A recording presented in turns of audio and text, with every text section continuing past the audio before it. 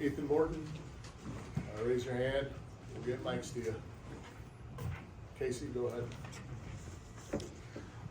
Lance, obviously you fouled out Northwestern, getting into foul trouble early in the first half. Is that part of the inspiration of the start of the second half? You scored 9 right away. I just wanted to come out with the right mindset. I was well rested, picking up those 2 early ones. I just wanted to, maintain a good mindset. For Fletcher, you guys have been really good against backcourt pressure, press, however you want to term it. Obviously, Iowa was going to do some of that today, and you almost kind of turned it on probably more often than not. Just how come you guys have been so effective against that backcourt stuff? Yeah, obviously the addition of Lance helps. Another really good ball handler out there. It's a guy that can get by someone in space, and another guy that's also will pass it. He's not afraid to kick it ahead. He's not afraid to stay behind the ball and move it.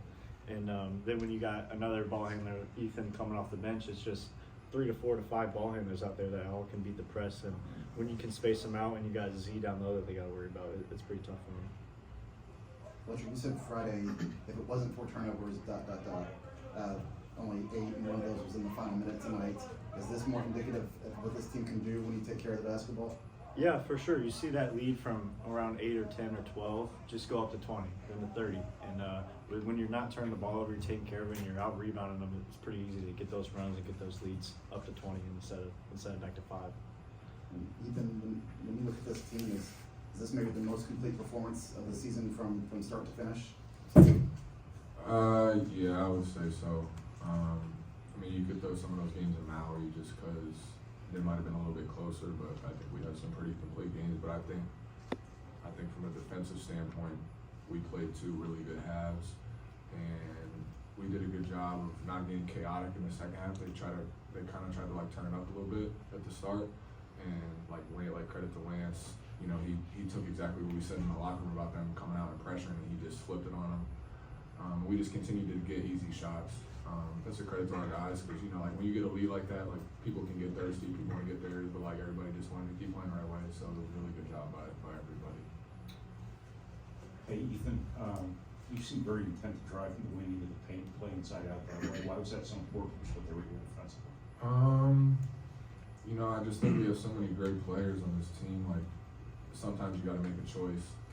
And for me, I've always been a lower volume guy, never shot it at a super high level. So if I'm not, and I'm confident, I'm gonna take it, make my open ones. Obviously, it didn't go in tonight for me, but I feel good about it. But busting those guys on closeouts, there's only so much they can do, especially with Zach in the paint.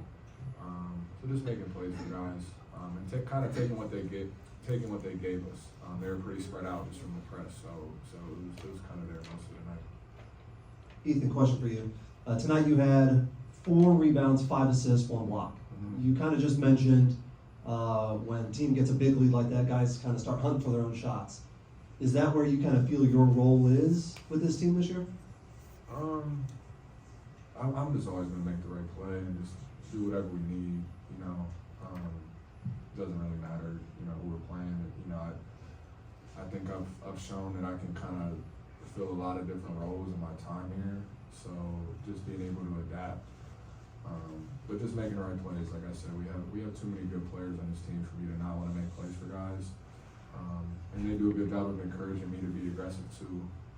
So I'm just going to keep doing that and hopefully have more games like this. Ethan, one more for you. You're the guy that's been around the most, been here the longest. What do you see from this team this year? It's kind of coming together now as your team. Yeah, it's cool. It's a good group. Great addition sitting down the way. And we're just all a year older, I think, more experienced. We've been through the tough times. I think we're a little more, I don't know if relaxed is the right word, but I feel like last year, a lot of people talk about it, you get so uptight after a loss. And not that you shouldn't, be uptight after a loss because there's stuff you got to fix. But, it's not the end of the world. It's a long season. Basketball is a game where those type of losses are meant to happen. Obviously, you never want them to happen, but they're meant to happen. So I think just taking it one game at a time, and we've always ultimately said, especially after last year, we want to play our best basketball in March. So like, this is great. Obviously Friday wasn't so great, but we're not gonna be all like, you know, high and mighty after like we beat these guys. You know, like we gotta come back to work this week, and we got some big games coming up. But it's just about playing, continuing to sustain this type of play into March and not fade when it gets to February and stuff like that. So. Hey, Lance, right over here. So you're one of the newer guys, obviously, to the team, being a transfer. So Mackey is still, I guess, kind of fresh to you. What kind of impact does this have? I mean, I'm not necessarily asking you to compare it to SIU or anything, but just the impact this has on the game with that type of environment. I mean, having a crowd like that supports you is just top level. You know, I can't describe it. I feel like, you know, it gets better every time I play in there. And it's something I'll never take for granted. SIU is good, but, you know, Mackey is on a different level. Fletcher, just what was film study like Saturday? And what did you guys take out of that after going over the Northwestern game one more time? Yeah, I'd say it was a lot more just focus on our defense and scouting report. I think we had a few mishaps that ended up going a long way with guys either getting to their sweet spots or guys coming off screens that we weren't supposed to let happen. And I think just kind of going into the night with more of a focus and more of a intended just outlook on our turnovers. We knew we had to take care of if we wanted to win, and we knew they're a team that can come back in that second half. So just getting that second half surge. Fletcher, there was a stretch in the first half, and really throughout the game, it seemed like every 3 minutes we were getting back. Just, if you were on the wrong end of that, how debilitating would that be as an opponent? Oh, I mean, it's tough. It's a lot of big bodies down there. It's a lot of guys rebounding and getting it back out there, and it's something you got to just hit the guy for go rebounding. You're not trying to hit him to foul, but you're trying to hit him to bury him under the rim and try to get the ball. Last one right there. And then, you know, this can go to anyone really, but I assume that there were no balls thrown off the backboard in practice and no suicides run. Just talk about that response, and I know you guys are pretty level-headed, but just, you know, talk about how you came out today and just dominated after losing that first one. Go ahead, Fletcher. I think it's just the mindset, like Ethan was saying. You don't want to get too high, too low. It's a long season. You gotta stay steady. You gotta trust each other. You gotta believe in each other.